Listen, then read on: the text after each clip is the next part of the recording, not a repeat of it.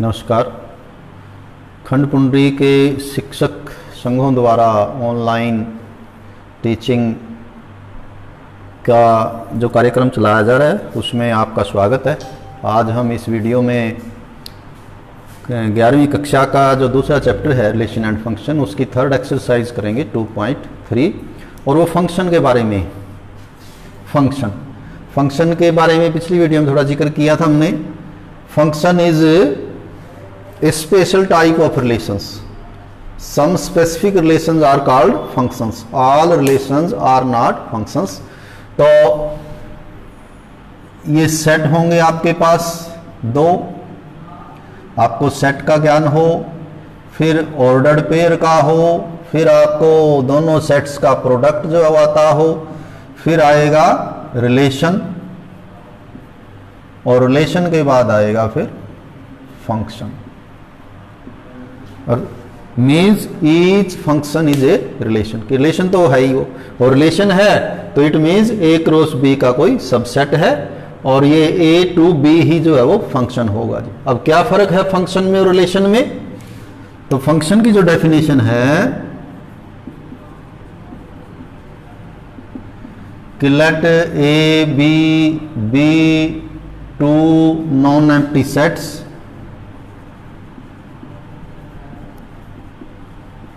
then function f from a to b is a rule or a relation. It is a rule or a relation such that for all x in a there is a unique y in b, unique y in b।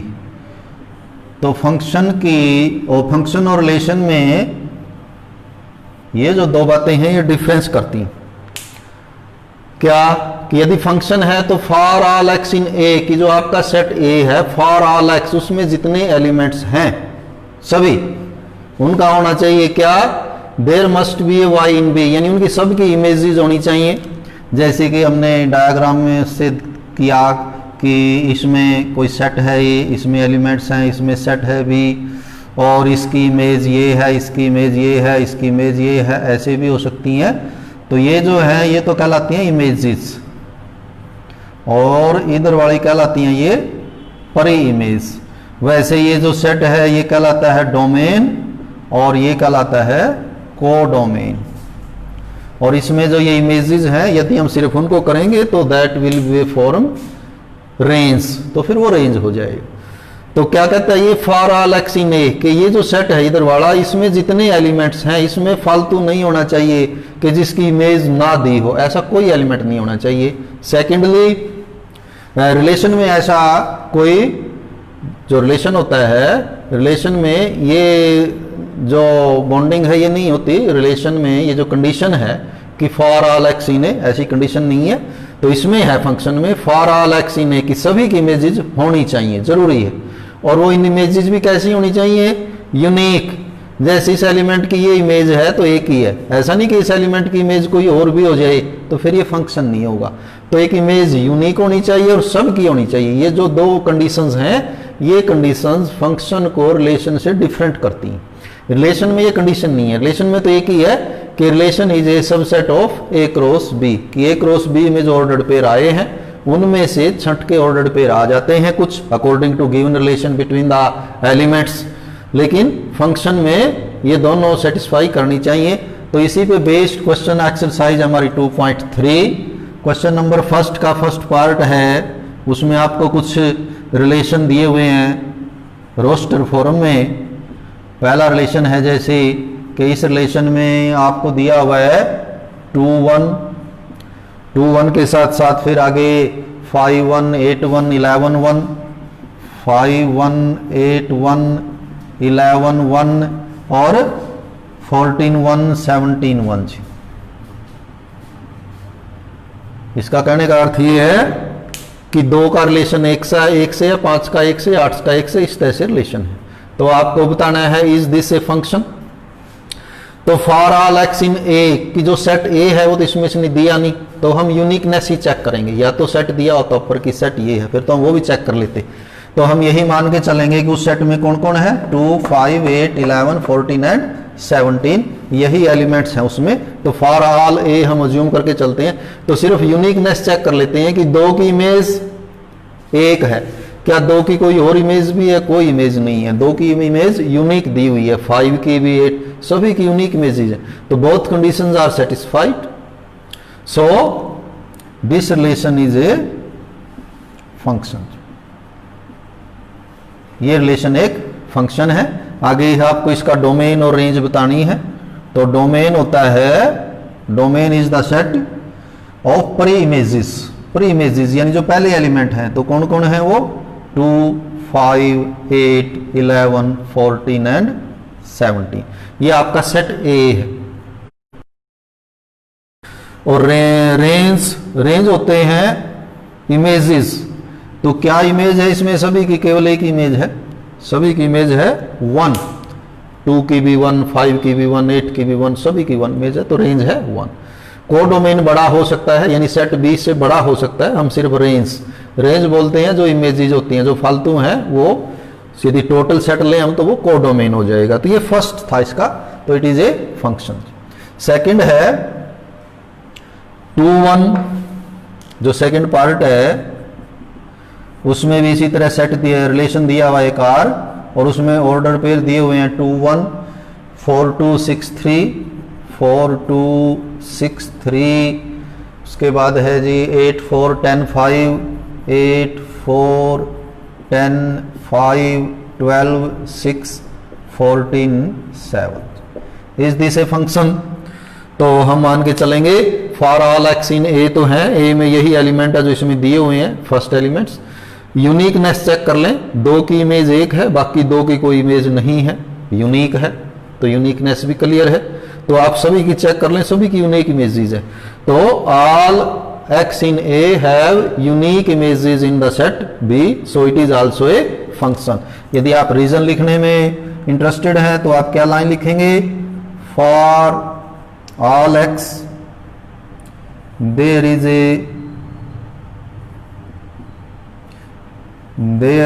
A unique y in codomain. बाकी आपका फिर domain is, so it is a function, it is a function and domain of the function is set. तो domain में ये element लिख दें 2 4 6 8 14 तक, 2 4 6 8 10 12 and 14। और रेंज में जो है वो आप ये जो इनके सेकंड एलिमेंट है वो रेंज फॉर्म करेंगे, सेट की फॉर्म में लिखने 1 2 3 4 अप टू 7। तो ये हो जाएगी इसकी रेंज।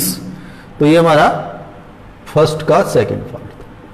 थर्ड पार्ट है 1 3 1 5, एक रिलेशन दिया हुआ है, उसमें ऑर्डर्ड पेयर है 1 3 1 5 and 2 5। Is this a function? तो image of 1 is not unique, इसमें यूनिकनेस फेल होती है जी। Image of 1 is not unique. एक की 2 इमेजेस दी हुई हैं, एक का रिलेशन 3 से भी है, एक का रिलेशन 5 से भी, it means it is not a function. और जब फंक्शन ही नहीं है तो डोमेन और रेंज की हम बात क्या करेंगे इसकी। तो ये फर्स्ट क्वेश्चन था जिसमें हमें थोड़ा सा ये अंडरस्टैंडिंग चेक करने के लिए बनाया गया है कि रिलेशन में और फंक्शन में जो डिफरेंस है वो हम चेक कर पाएंगे। ये रिलेशन है, इसमें कोई दिक्कत नहीं है, 1 3 1 5 2 5, लेकिन ये फंक्शन नहीं है क्योंकि जो 1 की इमेजेज है वो डबल दे दी, इसमें ऐसा नहीं हो सकता, यूनिक इमेज होनी चाहिए तभी फंक्शन होगा। और ए सेट तो इसमें खैर इसने दिया नहीं था, सो वो जो एस्पेक्ट था हमारा फॉर ऑल एक्स इन ए वो इनमें कंसीडर नहीं किया गया। तो अब है सेकंड क्वेश्चन, उसमें है डोमेन और रेंज। फंक्शन आपको दिया हुआ है, तो डोमेन का मतलब होता है सिंपल भाषा में values of X which can be put in x for f(x) to be defined.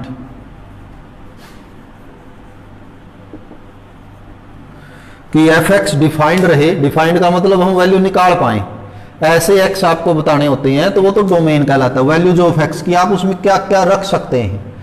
और रेंज होते हैं जी answers. After putting x what will come out. आप इनको आंसर्स कह सकते हैं कि जो उत्तर आएंगे वो क्या आएंगे आंसर्स में। यानी after putting x what will be f(x), what will be f(x), function की क्या वैल्यू होगी। तो क्वेश्चन नंबर 2 इसमें आपके दो पार्ट बनाए हुए हैं। फर्स्ट है f(x) is equal to modulus function x और बाहर है माइनस। इसका डोमेन मीन्स आपको पूछता है कि आप यहाँ किस किस की वैल्यू बता सकते हैं अंडर दिस फंक्शन। क्या कोई ऐसा नंबर है कि जिसकी वैल्यू आप ना बताएं। तो बिल्कुल सिंपल फंक्शन है कि यहाँ 10 रखेंगे -10 मॉडुलस हो जाएगा, 1000 रखेंगे वो जाएगा -1/3 रख, तो जो रखेंगे उसी की वैल्यू इसमें बड़ा इजीली कैलकुलेट हो जाएगी। तो f(x) is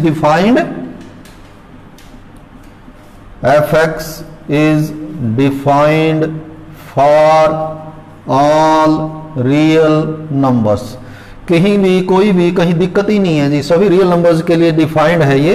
so domain of this function will be equal to R means real number system जी, all real numbers.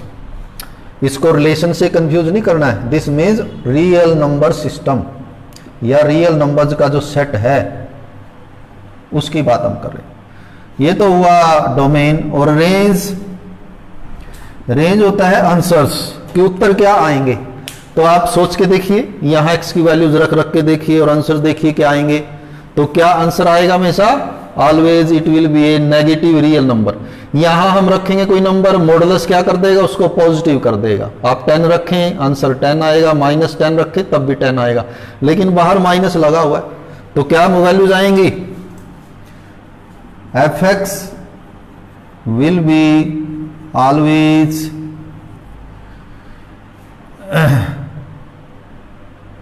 Less than equal to 0 जी। इसके जो आंसर्स आएंगे वो 0 या 0 से छोटे ही आएंगे, नेगेटिव आएंगे। जैसे 0 रख दें, f(0) 0 आ जाएगा, f(1) -1 आएगा, f(2) -2, और जो माइनस वाले हैं f-1 का मॉडुलस फिर +1 हो जाएगा, और ये बार वाला माइनस फिर माइनस कर देगा उसको।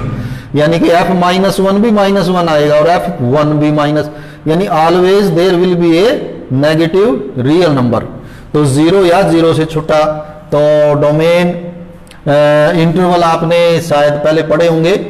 ये आपकी रियल लाइन है, -∞ टू +∞। इधर से इधर लेफ्ट टू राइट जो नंबर इंक्रीज करते हैं, ये बीच में मान लिया आपका यहाँ 0 आ जाता है। 1 2 3 ये आपके नेचुरल नंबर हो गए। इधर ये -1 -2 ये सारे हम कंसीडर कर लेंगे, तो ये इंटीजर्स हो जाएंगे। इनके बीच में रैशनल और इरेशनल आ जाएंगे। तो ये आपकी रियल लाइन है। इसमें रियल लाइन में यदि हमें ये लिखना हो 1 से लेके 4 तक के सभी नंबर, तो उनको इंटरवल में लिखा जाता है ऐसे 1 4 1 4। अब इसमें यदि आप यूं लिखें तो ये क्लोज्ड इंटरवल कहलाता है। इसमें 1 और 4 भी शामिल हो जाते हैं। लेकिन यदि हम इसी को यूं लिख दें तो ये सेट वाले चैप्टर में है भी है, पहले फर्स्ट चैप्टर में। यदि यूं लिख दें तो ये भी इंटरवल है, लेकिन ये ओपन इंटरवल कहलाता है। इसमें 1 और 4 इंक्लूड नहीं है। तो इसलिए हम इसको, हमारे आंसर क्या है कि हमारे आंसर ये आएंगे हमेशा इस फंक्शन में, ये नेगेटिव रियल नंबर आएंगे, ये सारे 0 से लेके यहां से और इससे इधर इधर के आएंगे नेगेटिव रियल नंबर्स। तो इनको कैसे लिखेंगे, तो ऐसे भी लिख सकते हैं, range of this function will B negative real numbers including 0 जी, या फिर इनके इंटरवल के रूप में -∞ टू 0 और 0 भी आ सकता है। इसलिए 0 की ओर हम क्लोज्ड इंटरवल लगाएंगे। लेकिन ये जो इन्फिनिटी है, चाहे माइनस है चाहे प्लस है, ये हमेशा ओपन इंटरवल ही लगाएंगे इसमें। तो ये इसका रेंज है कि इस फंक्शन के जो आंसर्स हैं -∞ टू 0 के बीच में आएंगे। 0 आ सकता है when we put x is equal to 0। इसमें एक सेकंड फंक्शन और है, सेकंड वाला है F X is equal to 9 minus X square. Second question है, सेकंड पार्ट इसका, F X is equal to 9 minus X square. इसके डोमेन की बात करते हैं पहले। अंडर रूट में क्या है, अभी +1 में ही शायद ये बाद में आएगा। अंडर रूट में ये जो हमारे इरेशनल नंबर्स होते हैं, यहां ये पॉजिटिव नंबर होना जरूरी है जी। 0 रूट तो 0 ही होता है, रियल नंबर होता है, तो यहां पॉजिटिव नंबर होना जरूरी है। यदि आपका यहां नेगेटिव हो जाएगा तो ये इमेजिनरी नंबर होता है, ये रियल नहीं होता जी। अब क्या होना चाहिए, यदि ये फंक्शन रियल रखना में, तो ये जो है 9 माइनस एक्स स्क्वायर 0 या 0 से बड़ा रहना चाहिए जी। यदि ये 0 या 0 से छोटा हो जाएगा तो आपका ये फिर रियल नंबर ही नहीं बचेगा, यानी कि फंक्शन अनडिफाइंड हो जाएगा, नॉट डिफाइंड आ जाएगा जी। तो डोमेन के लिए क्या लिखेंगे हम इसमें, for F X to be defined, और इसको लिखने से पहले थोड़ा सा आप हम क्या करने जा रहे हैं उसको यदि समझना चाहें, यदि आपको पूछे कि आप x इज इक्वल टू 4 की वैल्यू निकाल सकते हैं कि नहीं निकाल सकते हैं, इसमें चेक करें जी। x इज इक्वल टू 4, तो यहां यदि 4 रख दें, f4, क्या आप बता पाएंगे कितना आएगा? तो यहां 4 रखोगे, 4 का स्क्वायर 16, 9 माइनस 16 तो कितना आ जाएगा, ये आ जाएगा -7। लेकिन ये रियल नंबर नहीं है, -7 रूट, ये इमेजिनरी नंबर है। इसका क्या मतलब हुआ कि हम इस फंक्शन के तहत 4 की वैल्यूज बता ही नहीं सकते। इसका क्या अर्थ हुआ कि 4 इसके डोमेन में नहीं लिख सकते हम, जब वैल्यू ही नहीं निकाल सकते 4 पे। तो हम ये पता कर रहे हैं कि इसकी वैल्यूज हम कहां से कहां तक रख सकते हैं। तो कैसे लिखेंगे, for x to be defined 9 minus X square must be greater than equal to 0, ये 0 या 0 से बड़ा रहना चाहिए जी। तो यहां से यदि आप माइनस इसमें से कर लें या इन दोनों को उधर ले जाएं तो यह आ जाएगा X square minus 9 less than equal to 0। कई तरह से लिखते हैं इसको हम, इसके फैक्टर कर दें, एक x प्लस 3 बनेगा और एक x माइनस 3 बनेगा जी। और इस +3 को आप ऐसे लिख लें, इसका कारण हम अभी करेंगे कि क्यों हमने ऐसा लिखा, माइनस ऑफ -3 और x minus 3 less than equal to 0। तो इससे ये आएगा कि so x must lie in between -3 to +3, कि x की वैल्यू, यदि आप इसको इसकी वैल्यू 0 या 0 से छोटे का मतलब नेगेटिव करनी है, तो जो x है वो 3 या 3 के बीच में रखना पड़ेगा। मान ले 3 से बाहर चले गए, आप 4 रख दिया यहां, तो निकालियो 4 का स्क्वायर 16, 16 में से 9 गए 7, 7 तो पॉजिटिव होता है, लेस देन 0 तो नहीं होता। तो लेस देन 0 रखना है तो यहां 3 या 3 से कम या -3, यानी कि -3 और 3 के बीच का ही कोई नंबर हम यहां रखेंगे। तो ये हमने ये फैक्टर इसलिए किए थे कि फ्यूचर के लिए आप बेशक ये चीज नोट कर सकते हैं। 10वीं में आपने किए हैं इक्वल इक्वेशन की है, क्या इक्वेशन, कि x minus 3 into X plus 3 is equal to 0। तो फिर हम इनको रख देते हैं कि x माइनस 3 0 या फिर x प्लस 3 0। ये तो इक्वेशन की बात हो जाता है, लेकिन यहां इक्वेशन नहीं है, यहां है ग्रेटर देन इक्वल टू 0। तो मान लिया कोई फैक्टर आपका x माइनस अल्फा, एक फैक्टर x माइनस बीटा, आपको वो 0 या 0 से बड़ा करना है, बराबर नहीं करना है। बराबर करना है फिर तो इजी है, करते ही हैं, इसको 0 कर दें, इसको 0 कर दें, अल्फा बीटा आंसर आ जाएंगे। बड़ा करना है, इनकी गुणा को 0 या 0 से बड़ा करना है, ग्रेटर देन 0, तो क्या होगा, तो याद रखेंगे हमेशा कि x की वैल्यू आपको क्या रखनी पड़ेगी, x does not lie between alpha and beta जी। x की जो वैल्यू है वो अल्फा और बीटा के बीच में नहीं रख सकते हम, यदि इनके बीच में रखेंगे तो वैल्यू नेगेटिव आएगी जी।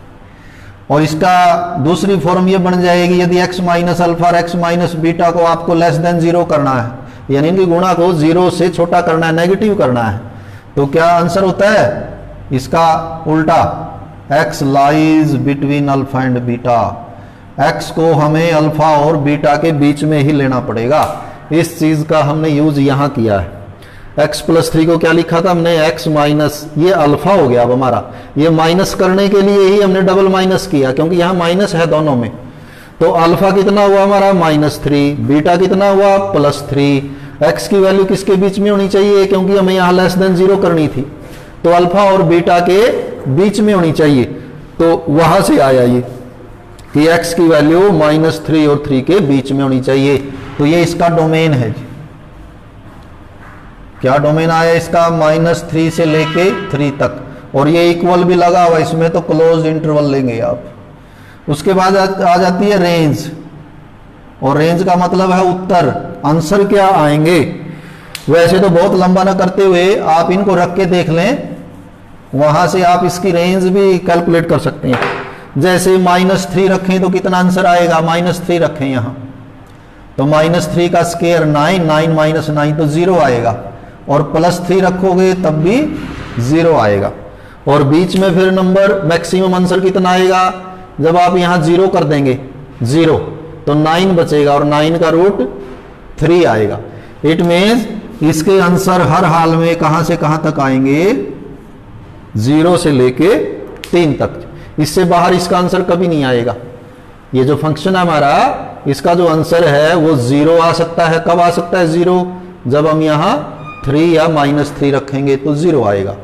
और या इसका आंसर कितना आएगा, मैक्सिमम 3 आ सकता है जब हम यहां 3 या -3 रखेंगे। और यही इसका डोमेन है कि इसके बीच की संख्याएं हमें रख सकते हैं इसमें, अदरवाइज ये अनडिफाइंड हो जाएगा।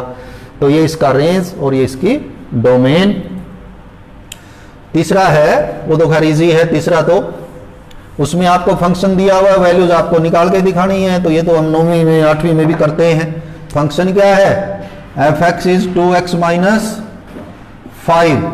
तो ये एक रूल है, फंक्शन एक रूल ही होता है कि यहाँ x रखते जाएं जी, और ये रूल लगाते जाएं, वैल्यू आती जाएंगी। तो इसने कहा कि f0 कितना आएगा, तो हम यहाँ 0 कर देंगे, तो ये हो जाएगा -5। और दूसरा पार्ट क्या कहता है कि f7 कितना आएगा, ये तो फर्स्ट पार्ट था। ये कहता है f7 कितना आएगा, तो आप यहां 7 कर दें, तो ये 14 में से 5 यानी 9 आ जाएगा। थर्ड पार्ट भी है इसमें कि f ऑफ -3 कितना आएगा, तो आप यहां -3 कर दें, तो -6 हो जाएगा इनका मल्टीप्लीकेशन, और टोटल आंसर आ जाएगा -11। तो ये तो इजी था। ऐसा ही एक फोर्थ भी है इसमें, उसमें भी रूल क्या दिया हुआ है कि जो टेम्परेचर होता है सेल्सियस में, that is given by 5/9/5C + 32। ये फ़ारेनहाइट में चेंज करने का जो है वो फॉर्मूला होता है। यदि टेम्परेचर को हमें फ़ारेनहाइट में जो है वो चेंज करना हो सेल्सियस से, फ़ारेनहाइट में चेंज करना हो, कि सेल्सियस रखते जाएं यहाँ c की वैल्यू। ये जैसे ये फंक्शन f(x) था, इसमें फंक्शन का नाम इसने t कर दिया, x की बजाय c लिख दिया वेरिएबल, बाकी तो कोई चेंज नहीं है।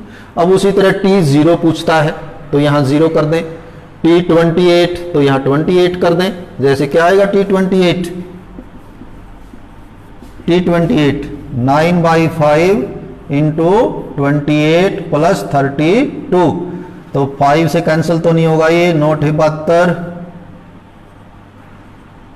+ 32, 5 5 जा 25, ये 50.4 आ जाएगा जी, प्लस 32, और ये हो जाएगा कुल मिला के 82.4।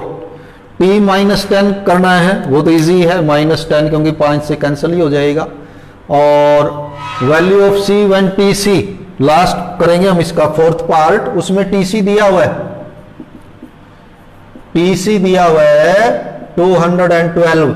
tc का मतलब इधर की वैल्यू दी हुई है, ये 212 क्या बोला, 9/5c + 32। इस सारे की वैल्यू कितनी दी हुई है, 212। आपको c कैलकुलेट करके बताना, what is the value of c। तो पहले 32 उधर ले जाएं, तो 9/5c 212 - 32, तो ये आपका 180 आएगा। फिर 9/5 को उधर ले जाएंगे, तो उधर जाके ये 5/9 हो जाएगा, और कितना आ जाएगा C 100 डिग्री। कि यदि हम C की जो वैल्यू है यदि हम यहाँ 100 लिखेंगे तो ये टोटल 212 आएगा, क्योंकि यहाँ यदि 100 लिखेंगे तो कट के 20 आ जाएगा, 20 इंटू 9 180 और plus 32 it is equal to 212। तो और लास्ट क्वेश्चन है फिफ्थ में केवल इसने रेंज पूछी है। रेंज का मतलब आपको आंसर्स बताने हैं कि वो जो फंक्शन है उसके आंसर्स कहां से कहां तक आ सकते हैं। पहला है फिफ्थ का फर्स्ट पार्ट, फंक्शन है 2 माइनस 3x और ये कहता है x is always greater than 0।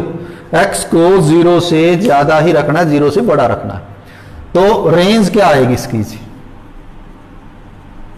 तो क्या करें आप 0 ही रख के देख ले पहले तो इसमें कि f0 कितना आएगा, रफ में रख लेंगे, यहां 0 कर दें। 2 माइनस 0 इज इक्वल टू 2 आएगा जी। यदि हम यहां 0 रख दें तो 2 आएगा, हालांकि हमें 0 रखना नहीं है, 0 से बड़ा ही रखना है। अब 0 से बड़ा कोई नंबर लिख लें और f1 रख लिया, जैसे f1 तो क्या आता है ये 2 माइनस 3 तो ये आ जाता है -1। और वैल्यू निकालते हैं, मान लिया f2 निकालते हैं तो क्या होगा 2 माइनस यहाँ 2 रखो 6। तो क्या देख रहे हैं आप, वैल्यू जो है वो डिक्रीज होती जा रही है, 2 से स्टार्ट हुई और डिक्रीज होती जा रही है। और ये हमारी रियल नंबर है, रियल लाइन है। मान लिया यहाँ 0 है, यहाँ 1 है, यहाँ 2 है, तो वैल्यू 0 रखने पे 2 आती है, नहीं तो ये घटती जाती है।